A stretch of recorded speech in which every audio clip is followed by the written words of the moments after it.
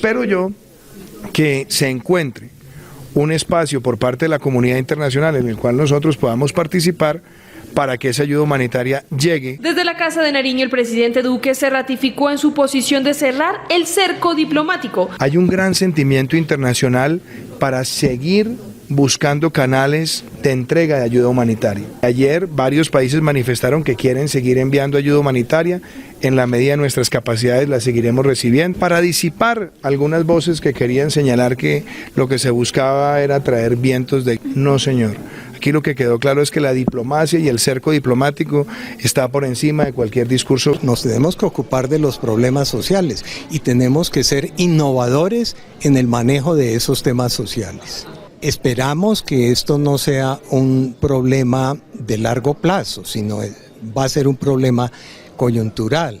Los países del continente se comprometieron a tomar más acciones contundentes contra Maduro y su círculo. Votándole que Colombia esto. Mentiras. De la crisis de la frontera. Sí, los problemas de la crisis de la frontera que ya ha sabido. Entonces, en realidad, Diosdado Cabello está tratando de desviar la verdad y él se está apoderando de Venezuela. Ojo, que Diosdado Cabello, si no se descuidan ustedes los venezolanos, va a ser el dueño absoluto de Venezuela, porque para allá va. ¿Nicolás Maduro? Es que Nicolás Maduro es un bobo, eso es un burro, eso es un idiota, eso es un bobo grande, no lo ve hasta la estatura, un bobo grande. Él no sabe ni hablar, él no sabe ni leer. Seamos realistas, no es que es que ese es un bobo. O sea, él sencillamente voltea la mirada, pero ¿estará involucrado también? Maduro es un bobo, una marioneta manejada por Diosdado y su combo. Maduro es simplemente una marioneta, como fue la marioneta de Chávez. En Colombia le decimos limpiarrabo, eso es lo que es Maduro. Maduro es un bobo que está... En este momento, cuando tú pertenecías, en estos 35 años que estuviste en... Claro, sí sabía en las reuniones y ahora que estuve con los grandes, esperándolo a él. Si Diosdado Cabello pone un pie donde lo puedan arrestar y traerlo lo traen, y Diosdado no creo que vuelva a salir de acá. Y va a ver lo que es lindo, porque así como está haciendo sufrir a mis hermanos venezolanos, que no soy venezolano, pero es como yo conozco Venezuela muy bien, claro, que tengo muchos allá en Montalbán y Juan Pablo II, todo eso, tengo un montón de amistades, que los quiero mucho. Y estoy ofendido lo que pasa con Venezuela. Si yo pudiera, armaba Venezuela para tumbar ese gobierno. Si yo no entendiera la situación de mi país, no fuera presidente, electo y reelecto.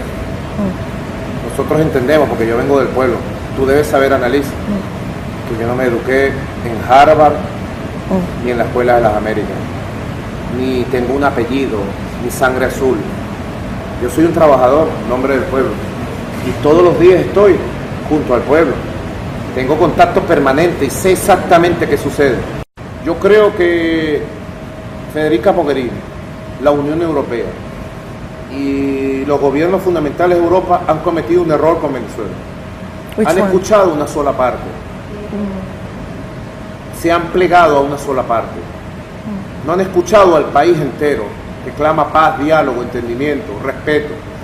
Y no nos han escuchado a nosotros que tenemos una voz de poder real, verdadero. Yo creo que Europa se ha plegado de manera acrítica a una política equivocada de Donald Trump. Y Donald Trump, que ha pateado a la OTAN, que ha pateado a los gobiernos de Europa, que ha pateado a la Unión Europea, sencillamente les ha torcido el brazo y los ha obligado a una política que ha dañado a Venezuela. Y toda una odisea vivió Jorge Ramos y el equipo que lo acompañaba en Venezuela. El periodista mexicano relató la manera en la que Nicolás Maduro lo retuvo durante 2 horas en el Palacio de Miraflores por hacerle preguntas incómodas durante una entrevista.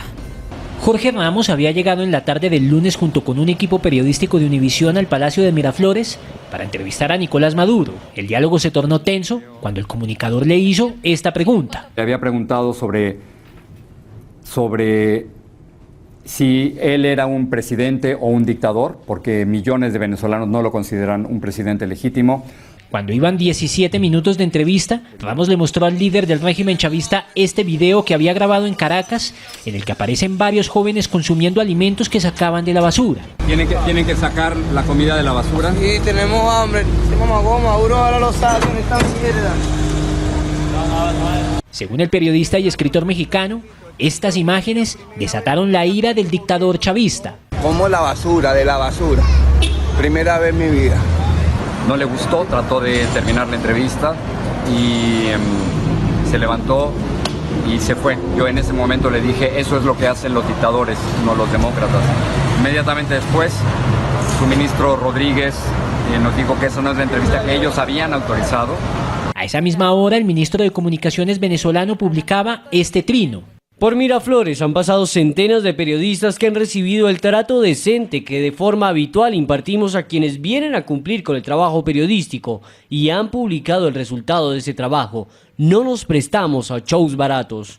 Ramos dijo que durante las 2 horas que permaneció retenido en la casa presidencial, temió por su vida y la de sus compañeros. Y nos confiscaron las cámaras, nos confiscaron todo el equipo. Nos pidieron los celulares y me expulsaron del Palacio de Miraflores. El asedio del régimen no terminó ahí. Ramos y su equipo periodístico fueron permanentemente vigilados por las autoridades oficialistas cuando regresaron al hotel en donde estaban hospedados. En la mañana de este martes llegaron al aeropuerto de Maiquetía para marcharse del país por órdenes de la dictadura. A su llegada a Miami, el comunicador retó a quien un día antes estuvo enfrente por unos cuantos minutos. Si Maduro no es tan cobarde, si Maduro tiene los pantalones para dar la cara, que muestre la entrevista completa. Nadie le va a editar. Vamos a sacar la entrevista completa, pero que tenga el valor de mostrar lo que ocurrió en esos 17 minutos de entrevista. A lo largo de su carrera, Jorge Ramos ha sido reconocido por poner contra las cuerdas a sus entrevistados, algo que también le ha valido para enfrentar situaciones incómodas, como la que vivió en 2015 durante una rueda de prensa ofrecida por Donald Trump. Excuse me, sit down. You weren't called. Sit down. Sit down. Sit down. Go ahead.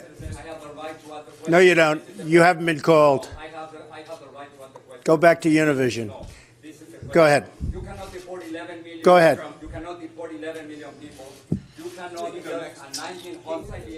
You weren't called. Go. You cannot touch me. I have the right to ask a question. I have the right to ask a question. Yes, go ahead. Hi, Chip. Yes. Roger Ailes says you need to apologize to Megyn. Ramos no fue el único comunicador asediado por el régimen. El Sindicato Nacional de Trabajadores de Prensa denunció que Daniel Garrido, reportero de Telemundo, estuvo 8 horas desaparecido, mientras que la periodista sueca Annika Rothenstein reveló que fue secuestrada varios días por colectivos armados del régimen de Maduro en San Antonio del Táchira y casi pierde la vida. En una sesión extraordinaria, los integrantes de este cuerpo diplomático reciben un nuevo informe sobre la situación actual en el país suramericano. Washington denuncia los últimos incidentes en la frontera colombo-venezolana. Intentará además que el Consejo llame a elecciones presidenciales libres y justas. Despegó esta sesión extraordinaria del Consejo de Seguridad de Naciones Unidas convocada por los Estados Unidos con el objetivo de evaluar los últimos desarrollos de la crisis en Venezuela. Lo que ha sido una constante en este debate, el llamado persistente de la comunidad internacional a que se convoquen elecciones presidenciales que sean libres, transparentes y justas. Seno del Consejo de Seguridad de la ONU, Alejandro. Es un hecho. El pulso por el poder en Venezuela se ha trasladado una vez más al Consejo de Seguridad de la ONU. De hecho, exactamente el 26 de enero, por primera vez el Consejo de Seguridad hacía un debate, un análisis a propósito de la crisis venezolana. Un mes después, estamos nuevamente aquí viendo posturas que renuevan no solo la preocupación por lo sucedido, pero ese choque de perspectivas. Por una parte, Washington, gran parte del continente americano y otros sectores como la Unión Europea en un reclamo de que haya una transición política en la nación suramericana, pero eso sí, advirtiendo que lo que al menos no se desea por ahora es algún tipo de acción de fuerza unilateral por parte de Washington y entre otras la contraposición Rusia, China y un bloque de naciones asociadas que insisten en lo que sucede ahora en territorio venezolano es un problema político y que Nicolás Maduro, en concepto de este bloque liderado por Rusia y China y otros países asociados, es precisamente que mantienen su respaldo al régimen de Nicolás Maduro. Joely. Claro, y definitivamente se vislumbra complicado obtener esta mayoría de votos para hablar solamente de la posibilidad de una intervención militar en Venezuela. Seguramente va a ser otro llamado al diálogo, a la negociación, porque no se ponen de acuerdo ni al interior de Venezuela y, por supuesto, menos en el seno del Consejo de Seguridad de la ONU con estas potencias divididas. Muchas gracias, Alejandro, por esta información.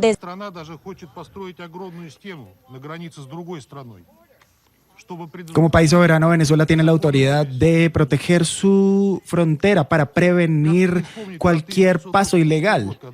Y esto es importante porque sabemos que la asistencia humanitaria que se dice que necesita ser llevada, hace parte más de una coalición política, pero no tiene que ver con algo que sea aprobado por el legítimo gobierno de Venezuela. Así que esto no es ayuda humanitaria.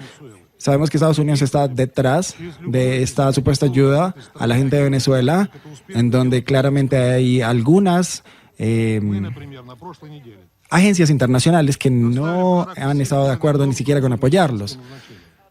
La semana pasada nosotros hicimos un envío de ayuda, especialmente a Venezuela, y no tuvimos ningún obstáculo para poder hacerlo. Claramente ellos están dispuestos a recibirlo, pero se necesita hacer de forma pacífica y también de forma diplomática.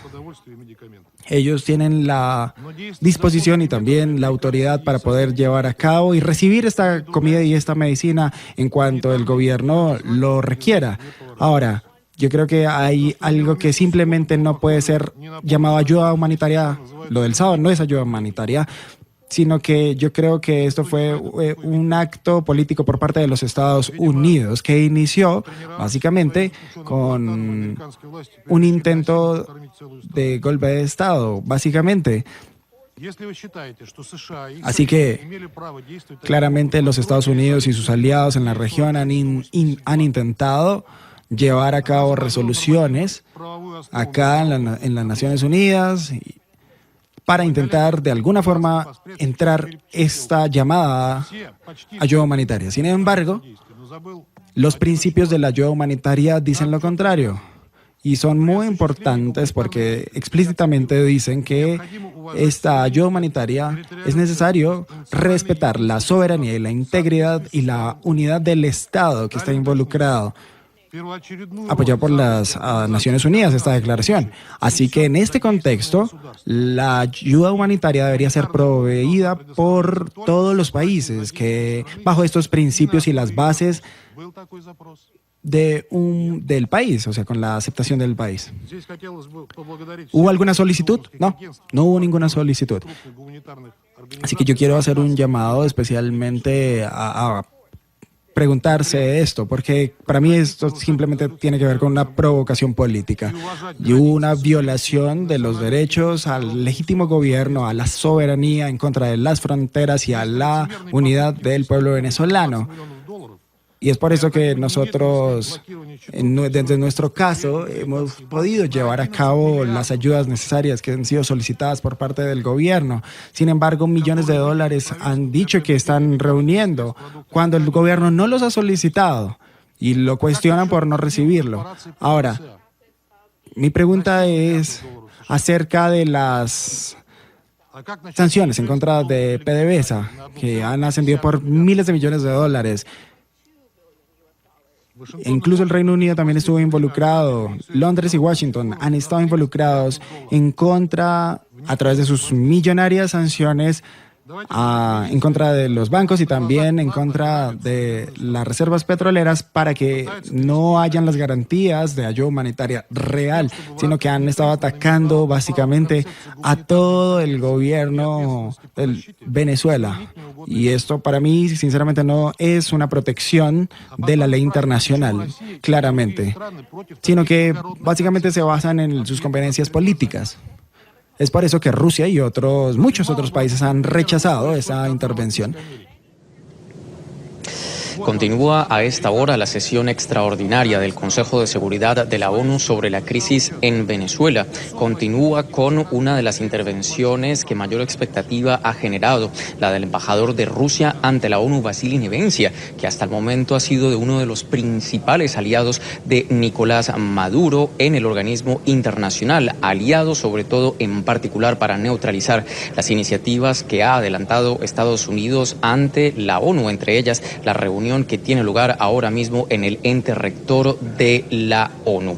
Anticipadamente había sido el turno para que entregara sus declaraciones a quien ha venido en representación de Washington, de la Casa Blanca. Ha venido aquí a Naciones Unidas Elliot Abrams, el representante especial de la Unión Americana para Venezuela, quien en su discurso hacía alguna referencia a lo que ha sido el lenguaje constante de la administración Trump de denunciar los incidentes que tuvieron lugar el pasado fin de semana en la frontera colombo-venezolana, al mismo tiempo de renovar sus llamados para que haya un cambio, una nueva era política en Venezuela. Antes de esas declaraciones que ya entregaba Estados Unidos al Consejo de Seguridad, NTN 24 tenía la oportunidad de hablar directamente con el enviado especial de los Estados Unidos para Venezuela, quien en los siguientes términos hizo un importante anuncio de lo que planea la Casa Blanca para los próximos días frente a la forma como está manejando y gestionando ahora la crisis en territorio venezolano. Vea.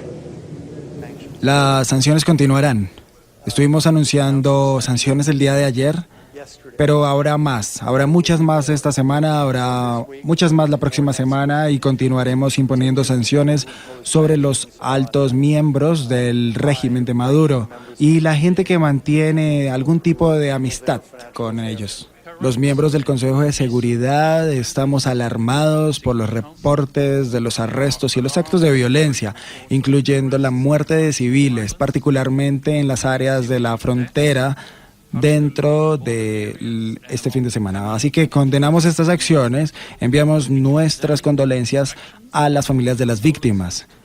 Hacemos un llamado a las fuerzas de seguridad para mostrar una restricción máxima sobre el uso de la fuerza y permitir el envío de ayuda humanitaria al país.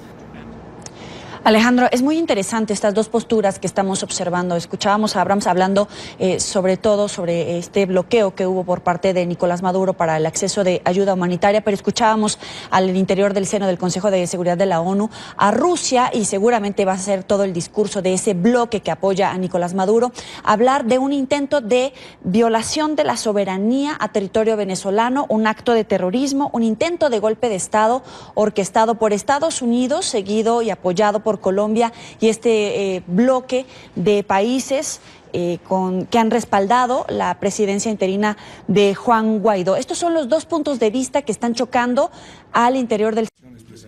Juan Guaidó cuenta con el apoyo de Donald Trump. Así se lo ha transmitido Mike Pence, vicepresidente estadounidense, en un encuentro en Bogotá. El Grupo de Lima discute allí las medidas a adoptar contra el gobierno de Maduro.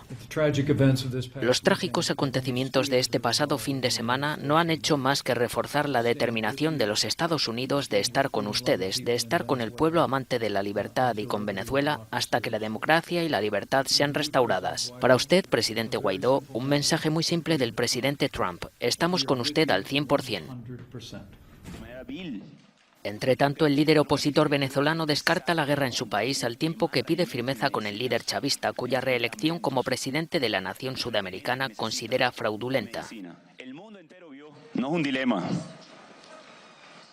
entre democracia o dictadura. Es la democracia la que debe prevalecer. Han querido hacer ver que es un dilema entre la guerra o la paz. No hay dilema entre la guerra y la paz. Es la paz la que debe prevalecer. Es la protección de los ciudadanos la que debe prevalecer.